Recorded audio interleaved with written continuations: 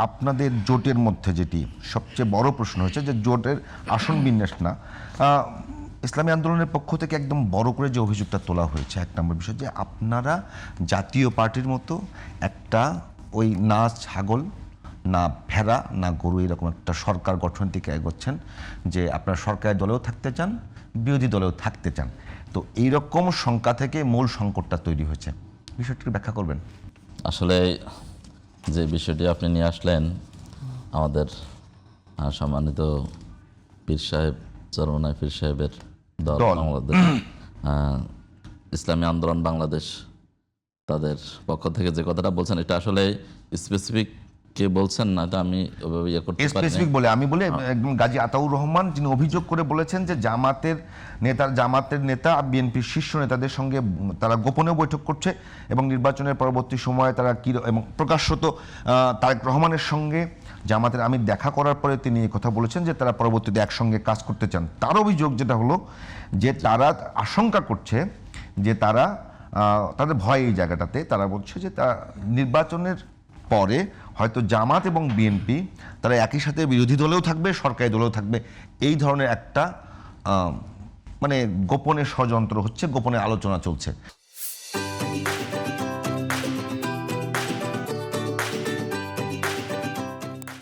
তো আপনাদের জোটের মধ্যে এই ভয়টা কি খুব বেশি লজিক্যাল না নাকি ইললজিক্যাল? না, আমরা যেহেতু জোটের শরিক দল, আমরা এখনো আছি, আমরা মনে করি যে এখন ওনারা জোটের শরিক হিসেবে আছেন, যদিও টান্নাপোড়ান আছে, অনিশ্চয়তা আছে, কিন্তু অনেকাংশেই আমার মনে হচ্ছে যে এটা কেটে গেছে এবং আর রাত 8টায় ওনারাও আলোচনায় থাকবেন এবং সংবাদ সম্মেলন থাকবেন বলে আমরা যতটুকু জানতে পেরেছি।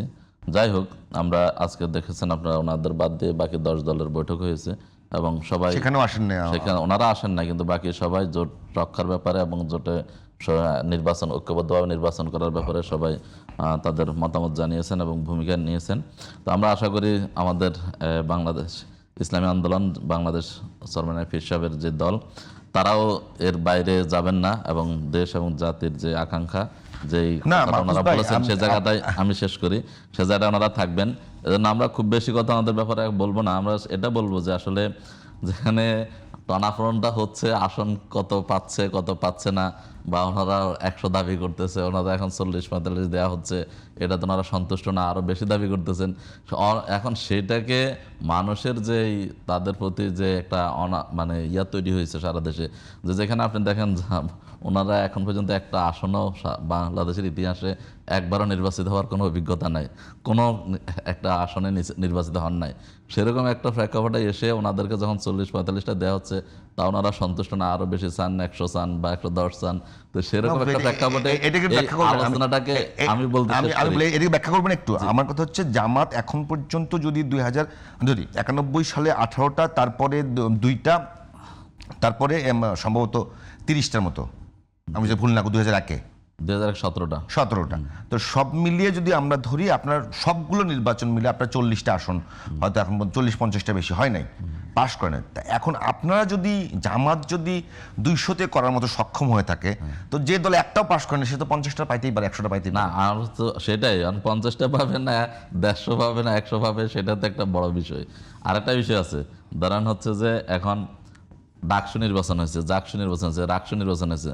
ডাকসু নির্বাচনে ছাত্র শিবিরের প্যানেল পূর্ণাঙ্গভাবে বিজয়ী হয়েছে, 28টার মধ্যে 23টা বিজয়ী হয়েছে।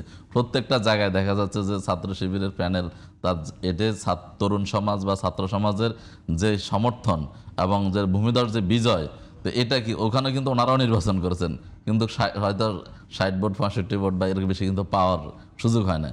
তো এটা কি মনে করে, মিনিংস কি মনে করে আপনি? বাংলাদেশে এখন দুইটা মার্কা, দাঁড়িপাল্লা এবং ধানের শীষ, নির্বাচন হবে, কম্পিটিশন হবে আগামীতে এই 2টা মার্কায়, এই 2টা জোটে।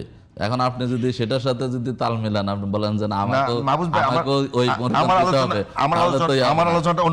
প্রথম আলোচনা শেষ করতে চাই, সেটা হচ্ছে যে উনি যে বিষয়টা নিয়ে এসেছেন এটা একেবারে অবান্তর এবং এটা এখানে মানে জাস্ট মানুষের দৃষ্টিভঙ্গিটাকে ভিন্ন দিকে ঘোরানোর জন্য বা ওনাদের উপর যে একটা চাপ সৃষ্টি হচ্ছে সেটাকে ভিন্নভাবে প্রভাবিত করার জন্য এই কথাটা বলতে পারেন। নাহলে এরকম কোনো অভিযোগ এখন পর্যন্ত কেউ বলে নাই, কেউ করে নাই। একটা নির্বাচন হচ্ছে, কম্পিটিটিভ একটা নির্বাচন হচ্ছে, 2টা জোট হচ্ছে, 2টা জোটের মধ্যে এখন আপনি দেখবেন বাক বিতণ্ডা বা বিভিন্ন ধরনের অভিযোগ, পাল্টা অভিযোগ হচ্ছে। মানে এখানে যে একটা দুইটা দল সক্রিয়ভাবে অংশগ্রহণ করতেছে, দুইটা জোট অংশগ্রহণ করতেছে, এটা তো সবার কাছে ক্লিয়ার। আচ্ছা, এরকম একটা পরিবেশে মাহফুজ ভাই, এরকম একটা অবান্তর প্রশ্ন নিয়ে আসা, এটা মানুষের দৃষ্টিভঙ্গি অন্যদিকে নেওয়ার জন্য করছে। আমি আপনার উত্তরটা নিলাম। আমার কথাটা হলো, আমি যতদূর জানি যে আপনাদের এখন পর্যন্ত যে জোটটা হয়েছে তাতে ওই এনসিপি আসবার আগ পর্যন্ত আপনাদের একটা ডায়লগ ছিল যে আপনারা ইসলামপন্থীদের ভোটটা এক ব্যালট বাক্সে ফেলতে চান। জি। আমার প্রশ্ন হলো, আমি যতদূর আপনাদের সংগঠন সম্পর্কে জানি যে আপনাদের নেতৃত্বের ক্ষেত্রে এবং ইসলামী দলগুলোর নেতৃত্বের ক্ষেত্রে খুব বেশি তারা কেউ ডিজায়ার করতে পারে না। তো দুইটা ইসলামী দলের মধ্যে আসন সমঝোতা নিয়ে যদি এইরকম সরাসরি দর কষাকষি এবং সেটা প্রকাশ্য আসে, তাহলে সত্যিকারে ইসলামী সংগঠনগুলোর উপরে কি মানুষের আস্থা চলে যায় না? না, এখানে ঠিক আছে, আপনার কথাটা অবশ্যই এটা না হওয়াটাই ভালো ছিল এবং এটাই মানুষের কাছে না, আপনারা একদিকে ইসলামের কথা বলবেন আর এমপি হওয়ার জন্য আপনারা ঝগড়া করবেন, সেটা কি মানে হয়? ইসলামের সঙ্গে সাংঘর্ষিক হয়ে যায় না? না, এটা সাংঘর্ষিক। আপনারা আমি একটা বিষয় বলি। এখানে বিষয়টা হচ্ছে যে এখন আপনি একটা টোটাল, তার মানে হচ্ছে আপনার কেউ সব সারে দিয়ে আমরা মানে হচ্ছে 300 আসনে নির্বাচন করুক, বিষয়টা কি এরকম? আপনার এখানে ইয়েটা কি ছিল, কন্ডিশনটা ছিল কি? কন্ডিশন ছিল আমি কিন্তু আক্রমণ করিনি, আমি বোঝার জন্য বলছি। মাহমুদ ভাই, আমি আবারও বলতেছি, আমি বোঝার জন্য বলছি। সাপোজ আপনি এখন যে শাখাতে জামাত ইসলামের দায়িত্বে আছেন, এই দায়িত্ব তো আপনি চেয়ে নেন না, আপনাকে সংগঠনের পক্ষ থেকে দেওয়া হয়েছে, আমি যতদূর জানি। তো আপনাদের সংগঠনগুলোর কালচারটাই এইরকম, নিশ্চয়ই অন্যান্য ইসলামিক দলগুলোর কালচারটা এইরকম, তারা কেউ চেয়ে নেয় না। তো দুইটা ইসলামিক দলে যাদের কালচারটাই এরকম যে তারা কেউ দায়িত্ব চেয়ে নেয় না, তারা যখন এমপি হওয়ার জন্য বা আসন নিয়ে ঝগড়া করে, তাহলে কি তাদের দীর্ঘদিনের সংস্কৃতি ভঙ্গ হচ্ছে না? না, অবশ্যই কিছুটা তো মানুষ এই জায়গায় মানে আমাদের প্রত্যাশার জায়গায় অবশ্যই এটা তার মানে গতানুগতিক বিএনপি আওয়ামী লীগ মতো রাজনৈতিক দল আপনারা। আমি বলি দুইটা বিষয় আছে এখানে জোটের একটা হলো দলের ভিতরে, যেন আমার দল, আমি নোয়াখালী হাতি আসনে জামাতের পক্ষ থেকে মনোনীত প্রার্থী, এখন এখানে এনসিপির প্রার্থী আছে, হান্নান মাসুদ এখানে প্রার্থী আছে। এখন জোট যদি সংগঠন যদি বা জোট যদি মনে করে সেখানে তাকে দিবে, আমাকে দিবে না, আমি তো এটা নিয়ে টানাটানি করতেছি না, আমি তো এখানে বিদ্রোহী হিসেবে দাঁড়াচ্ছি না বা এখানে ইয়ে হচ্ছে না, বা হচ্ছে আমাদের যাদেরকে এখন পর্যন্ত ছেড়ে দিছে, বা আমরা তো মনে করি অন্যরাও সেরকম আচরণ করবে, এটা তো আমার একক বিষয় না, যেহেতু জোটের বিষয়। তো জোট আমাকে দিলে অন্যরা আমাকে সাপোর্ট দিবে, বা জোট যদি অন্যকে দেয় আমি তাকে সাপোর্ট দিব, এটাই মানুষের প্রত্যাশা। এখন কথা হচ্ছে যে কন্ডিশনে জোট হয়েছে, জোটের আসন সমঝোতার ক্ষেত্রে কথা হয়েছে সারা দেশে সার্ভে হবে, নিরপেক্ষভাবে সার্ভে হবে, সার্ভেতে দেখা যাবে যে যেখানে বিজয় হওয়ার সম্ভাবনা আছে সেখানে তাকে দেয়া হবে। এখানে কে কত আসন পেল, কাকে কত আসন কম দেওয়া হলো, বেশি দেওয়া হলো, সেটা কোনো বিষয় হবে না। কিন্তু দুর্ভাগ্যজনকভাবে সেই জায়গা থেকে আমরা এখন মানে চলে আসছে যে কে কয়টা পাইলাম, আমাকে কম দিল বেশি দিল। কিন্তু আপনাকে একটা আসন দেয়া এখানে খেয়াল রাখতে হবে। যদি এটা হইতো যে শুধু আমাদের মধ্যে নির্বাচন, তাহলে আপনাকে কিছু দিলাম আমি কিছু নিলাম, সেটা একটা। আমার একটা আসন ছাড়া মানে হচ্ছে যে ভিন্ন যে আমার বিপরীতে যে দল আছে বা জোট আছে তারা ওই আসনটা পেয়ে যাওয়া।